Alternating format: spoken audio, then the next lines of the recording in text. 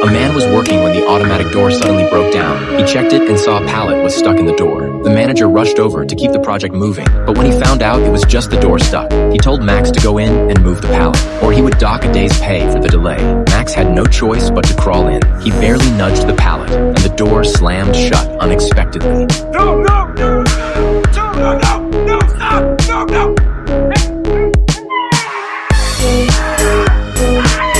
His co-workers rushed over to help when they heard the screams, but the manager stopped them because the room was filled with high-intensity radiation. Opening it recklessly would kill everyone. After the equipment finished running, the robot pulled Max out barely alive. He survived, but had been exposed to too much radiation.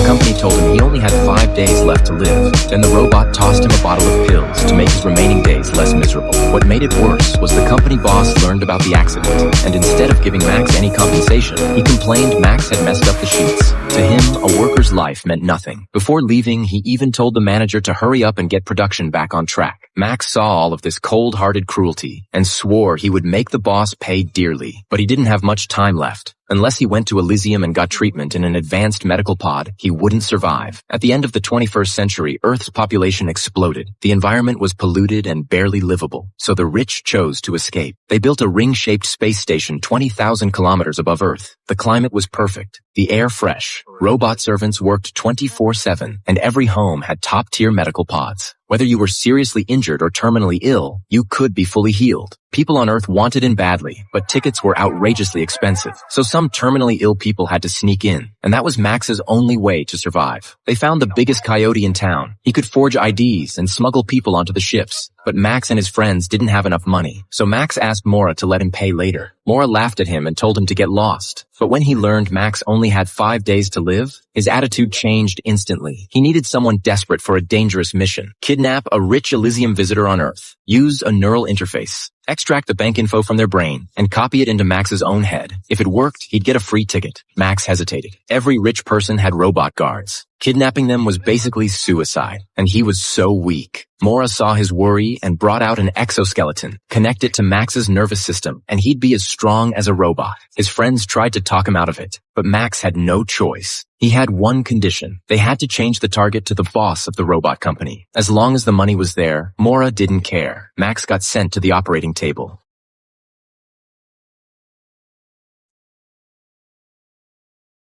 Seeing the exoskeleton fit him perfectly, he felt more powerful than ever. They geared up and set off. The boss had no idea he was under protection of 2 robots. Getting ready to return to Elysium, Max took the chance to launch a timed bomb at the ship.